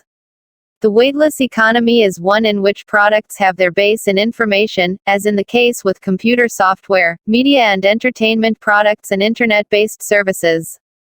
A knowledge economy is one in which much of the workforce is involved not in the physical production or distribution of material goods, but in their design, development, technology, marketing, sale and servicing. It can range from the neighborhood catering service to large organizations involved in providing a host of services for both professional meets like conferences to family events like weddings. We have a host of new occupations that was unheard of a few decades ago, for instance event managers. Have you heard of them? What do they do? Find out about other such new service. It should also be noted that for the first time, mainly due to the information technology revolution, there has been a globalization of finance. Globally integrated financial markets undertake billions of dollars worth transactions within seconds in the electronic circuits. There is a 24-hour trading in capital and security markets. Cities such as New York, Tokyo and London are the key centers for financial trading. Within India, Mumbai is known as the financial capital of the country. Global communications. Important advances in technology and the world's telecommunications infrastructure has led to revolutionary changes in global communication. Some homes and many offices now have multiple links to the outside world, including telephones, landlines and mobiles, fax machines, digital and cable television, electronic mail and the internet. Some of you may find many such places. Some of you may not. This is indicative of what is often termed as the digital divide in our country. Despite this digital divide, these forms of technology do facilitate the compression of time and space. Two individuals located on opposite sides of the planet, in Bangalore and New York, not only can talk, but also send documents and images to one another with the help of satellite technology. You have already seen how outsourcing operates in your earlier chapters. Globalization and labor. Globalization and a new international division of labor. A new international division of labor has emerged in which more and more routine manufacturing, production and employment is done in the third world cities. You have already dealt with outsourcing in Chapter 4 and contract farming in Chapter 5. Here we simply draw upon the example of Nike company to illustrate how this works. Nike grew enormously from its inception in the 1960s. Nike grew as an importer of shoes. The founder Phil Knight imported shoes from Japan and sold them at athletics meetings. The company grew to a multinational enterprise, a transnational corporation. Its headquarters are in Beaverton, just outside Portland, Oregon. Only 2 U.S. factories ever made shoes for Nike. In the 1960s they were made in Japan. As costs increased, production shifted to South Korea in mid-1970s. Labor costs grew in South Korea, so in the 1980s production widened to Thailand and Indonesia. In the 1990s we in India produce Nike. However, if labor is cheaper elsewhere, production centers will move somewhere else. This entire process makes the laboring population very vulnerable and insecure. This flexibility of labor often works in favor of the producers. Instead of mass production of goods at a centralized location, Fordism, we have moved to a system of flexible production at dispersed locations, post-Fordism. Globalization and employment. Another key issue regarding globalization and labor is the relationship between employment and globalization. Here too we seen the uneven impact of globalization. For the middle-class youth from urban centers, globalization and the IT revolution has opened up new career opportunities. Instead of routinely picking up BSc, BA, BCom degree from colleges, they are learning computer languages at computer institutes or taking up jobs at call centers or business process outsourcing (BPO) companies. They are working as salespersons in shopping malls or picking up jobs at the various restaurants that have opened up. Yet as the box 6.9 shows, broader trends of employment are disappointing. Globalization and political changes. In many ways it was a major political change, namely, the collapse of the erstwhile socialist world that hastened globalization. And also gave a specific economic and political approach to the economic policies that underpin globalization. These changes are often termed as neoliberal economic measures. We have already seen what concrete steps the liberalization policy took in India. Broadly, these policies reflect a political vision of free enterprise which believes that a free rein to market forces will be both efficient and fair. It is, therefore, critical of both state regulation and state subsidies. The existing process of globalization in this sense does have a political vision as much as an economic vision. However, the possibilities that there can be a globalization which is different do exist. We, thus, have the concept of an inclusive globalization, that is one, which includes all sections of society. Another significant political development which is accompanying globalization is the growth of international and regional mechanisms for political collaboration. The European Union, EU, the Association of Southeast Asian Nations, ASEAN, South Asian Regional Conference, SARC, and more recently South Asian Federation of Trade Association, SAFTA, are just some of the examples that indicate the greater role of regional associations. The other political dimension has been the rise of international governmental organizations. IGOs, and international non-governmental organizations, INGOs.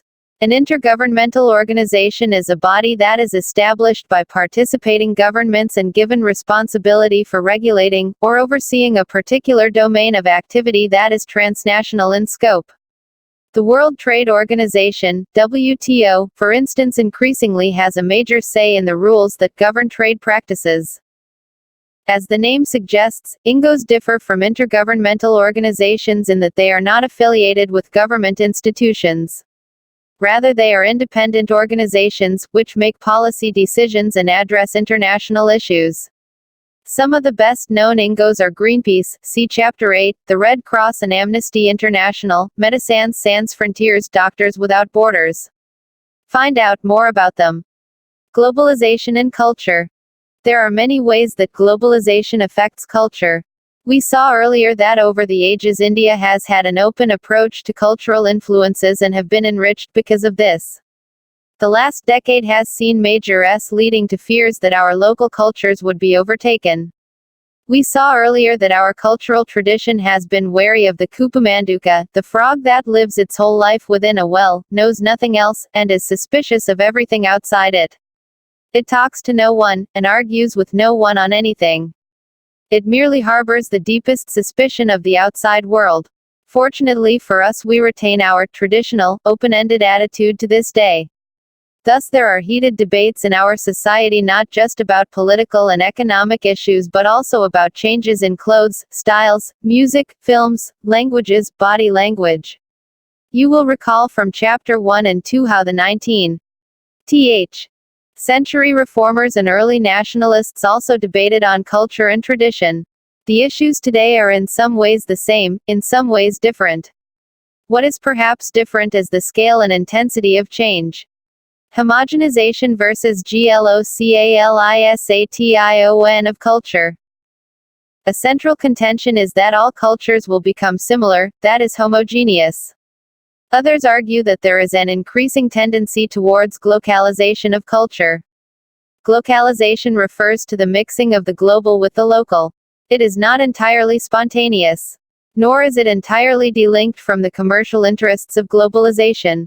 It is a strategy often adopted by foreign firms while dealing with local traditions in order to enhance their marketability.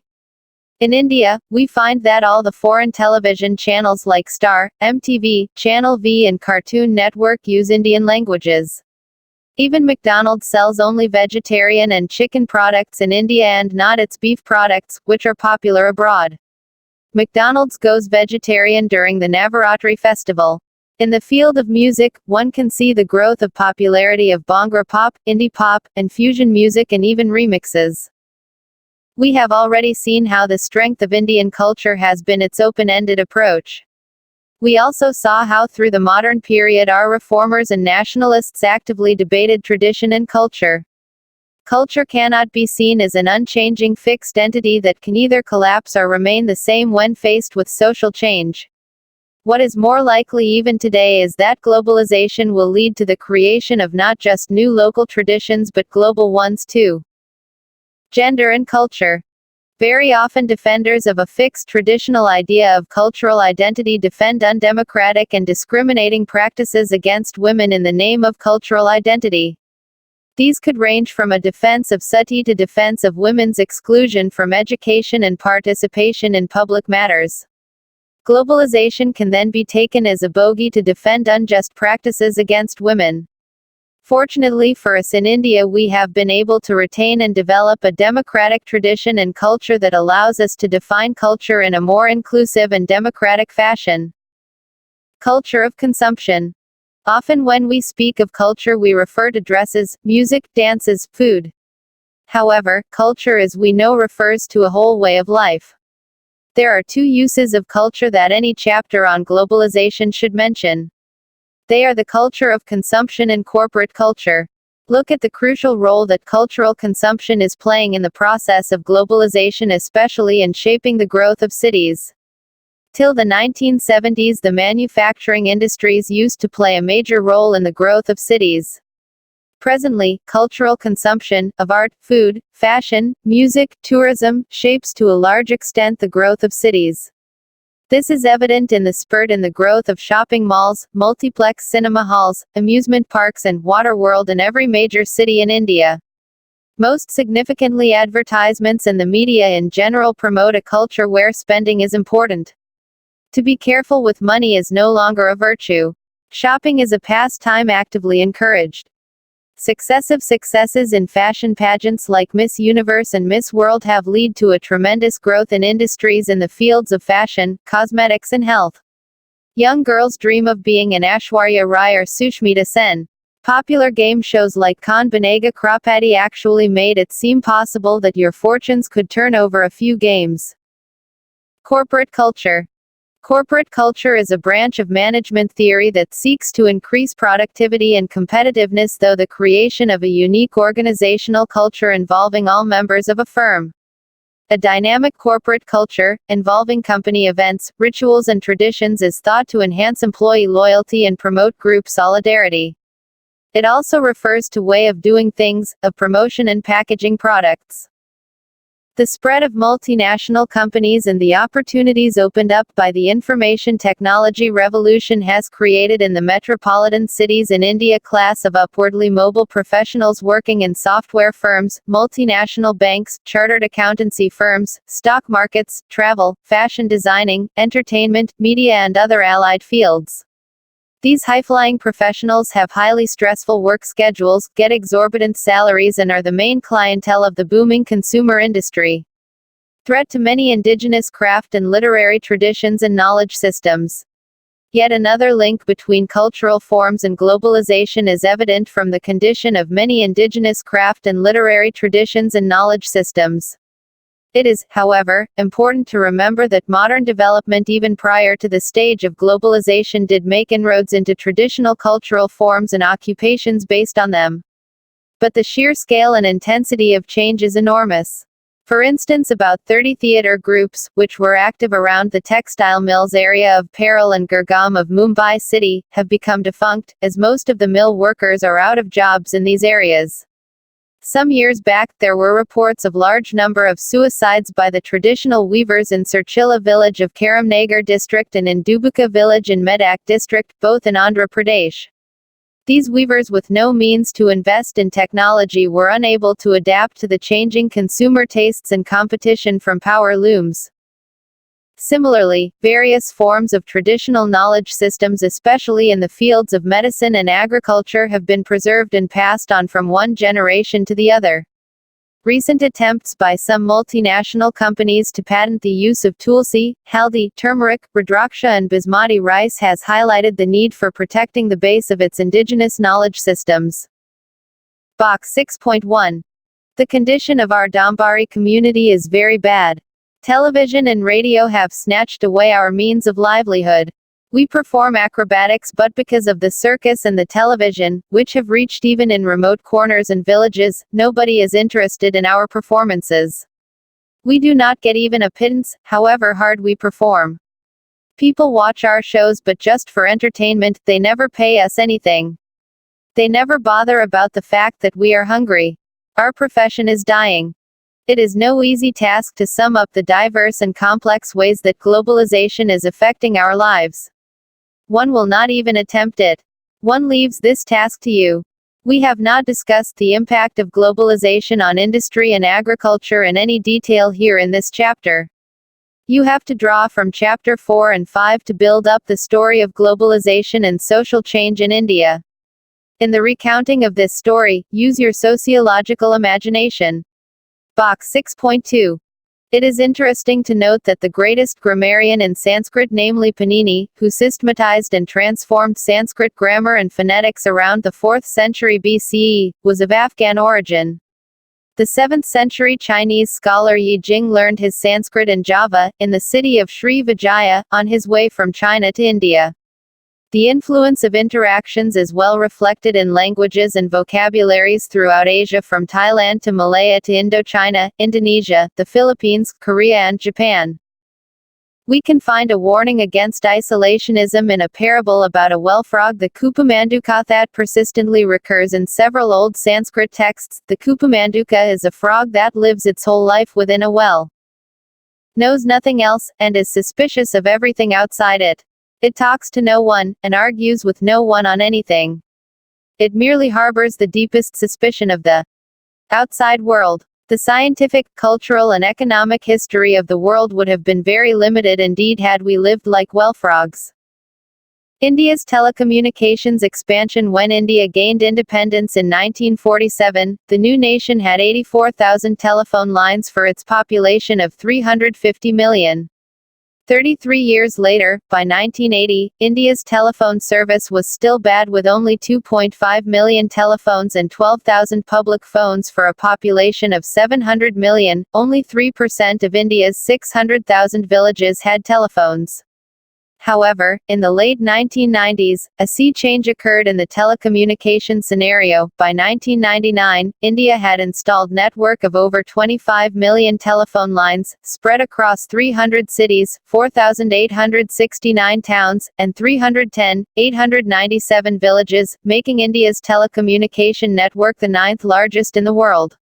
Between 1988 and 1998, the number of villages with some kind of telephone facility increased from 27,316 to 300,000 villages, half of all villages in India.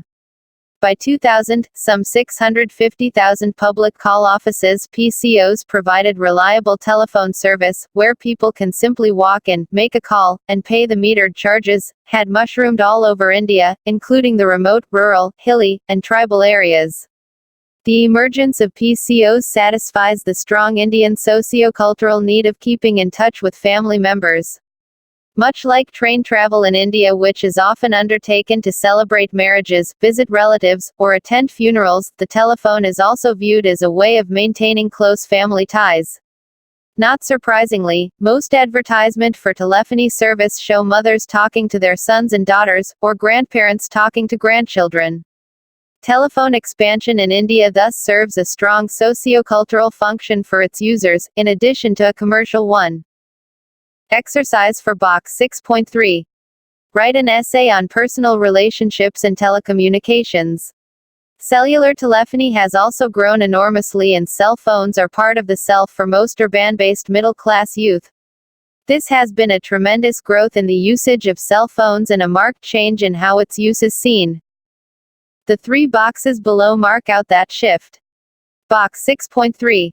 In 1988, the Indian Home Ministry banned the open sale of prepaid cash cards for mobile telephones, arguing that a number of criminals were using these prepaid cash cards so as to leave investigators with no way of tracing them. While the use of telephone cards by criminals is a minuscule part of overall numbers, telephone operators have been mandated to verify the name and address of a customer before retailing a cash card. Private operators believe that they are losing almost 50% of their business because of this needless verification. New subscription to mobile telephony services dropped by about 50% in 1998 when the Indian Income Tax Department decreed that anyone owning a mobile telephone must submit their income tax. This decree was premised on the notion that if an individual could afford a luxury item such as a mobile telephone, the individual earned enough to file a tax return. Box 6.4. India has become one of the fastest growing mobile markets in the world. The mobile services were commercially launched in August 1995 in India. In the initial 5 to 6 years, the average monthly subscribers additions were around 0.05 to 0.1 million only, and the total mobile subscribers base in December 2002 stood at 10.5 million. Although mobile telephones followed the new telecom policy 1994, growth was tardy in the early years because of the high price of handsets as well as the high tariff structure of mobile telephones. The new telecom policy in 1999, the industry heralded several pro-consumer initiatives. Mobile subscriber additions started picking up.